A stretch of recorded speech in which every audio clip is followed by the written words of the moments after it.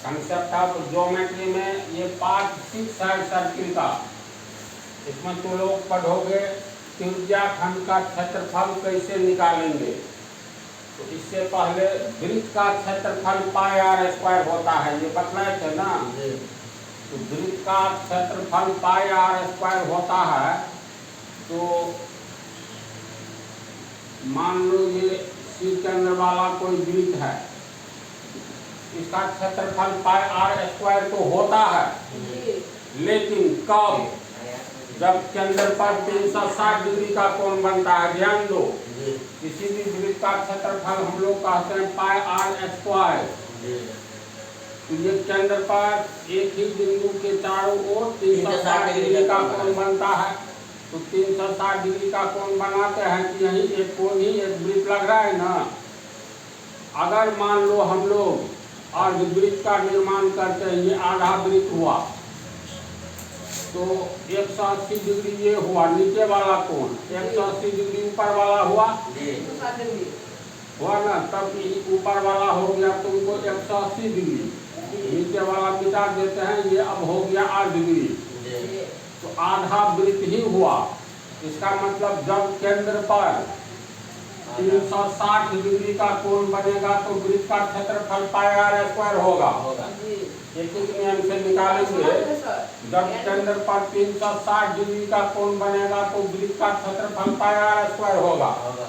इसीलिए जब 1 डिग्री का कोण बनेगा तो एक ही नियम से दायां ऊपर बायां नीचे। केंद्र पर जब 1 डिग्री का कोण बनेगा तो क्षेत्रफल पाई आर स्क्वायर बटा 360 डिग्री होगा। इसीलिए केंद्र पर जब 180 डिग्री का कोण बनेगा तो कितना होगा? पाई आर स्क्वायर बटा 360 डिग्री गुने 180 डिग्री। 180 दूनी 360 पाई आर स्क्वायर बटा 2। यानी जब केंद्र पर 180 डिग्री का कोण बनेगा तो यह वृत्त नहीं बल्कि अर्धवृत्त होगा। और क्षेत्रफल कितना होगा? पाई आर स्क्वायर बटा 2।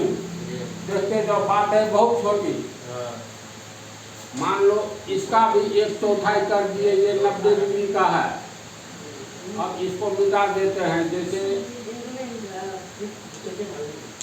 ये 90 डिग्री का है, ये एक वृत्त नहीं है बल्कि वृत्तखंड हो गया। तो केंद्र पर जब 360 डिग्री का कोण बनता है तो वृत्त का क्षेत्रफल पाई आर स्क्वायर होता है। इसीलिए केंद्र पर जब 1 डिग्री का कोण बनेगा तो पाई आर स्क्वायर बटा 360 डिग्री क्षेत्रफल होगा। केंद्र पर जब 90 डिग्री का कोण बनेगा तो क्षेत्रफल कितना होगा? पाई आर स्क्वायर बटा 360 डिग्री गुने 90 डिग्री। तो 90 चौका 360 पाई आर स्क्वायर बटा 4। ये किसका क्षेत्रफल होगा? तो वृत्त के चौथाई भाग का।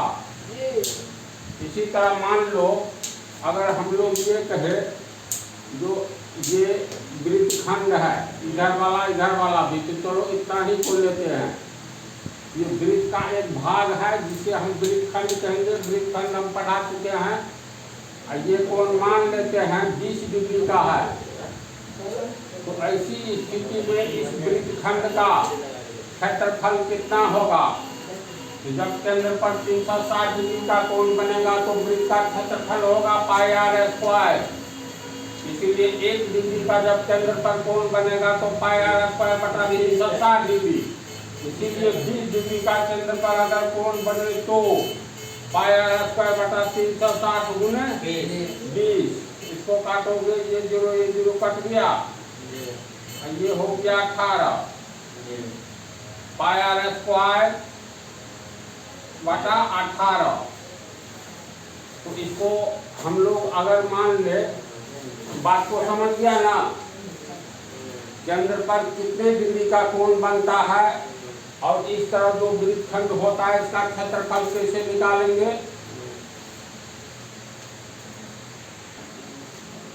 अब जैसे फिर एक उदाहरण लो, ये वृत्त है,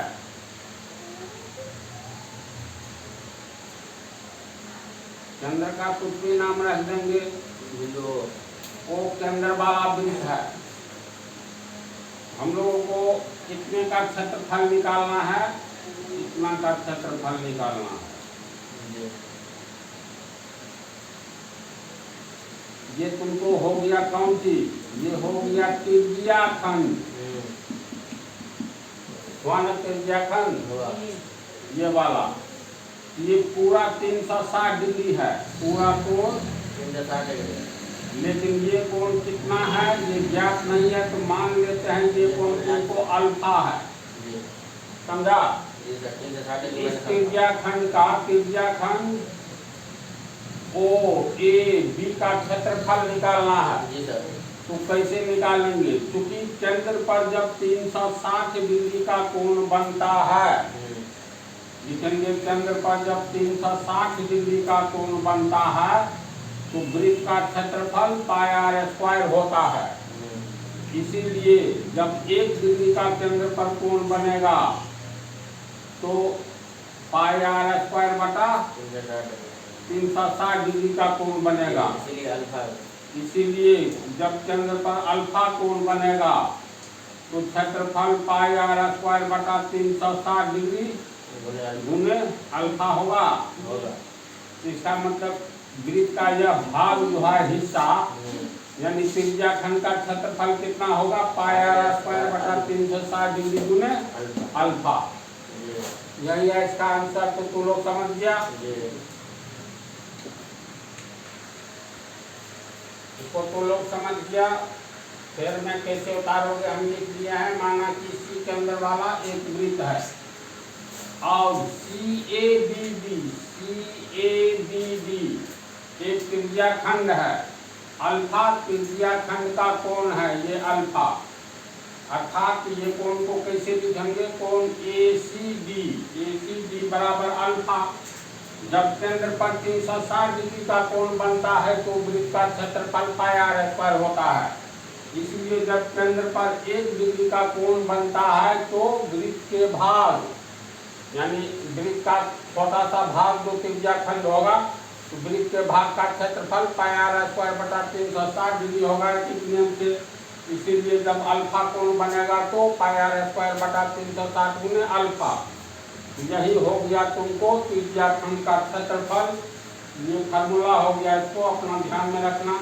भरोगे तो मिनट नहीं सेकंड में निकल जाएगा। पाई आर स्क्वायर बटा 360 डिग्री गुने अल्फा, जहाँ अल्फा बराबर केंद्र पर त्रिज्या खंड द्वारा, इस त्रिज्या खंड द्वारा केंद्र पर बनाया गया कोण है। तो इसको समझ गया ना। अगले पार्ट में तुम लोगों को बताएंगे वृत्तखंड का क्षेत्रफल।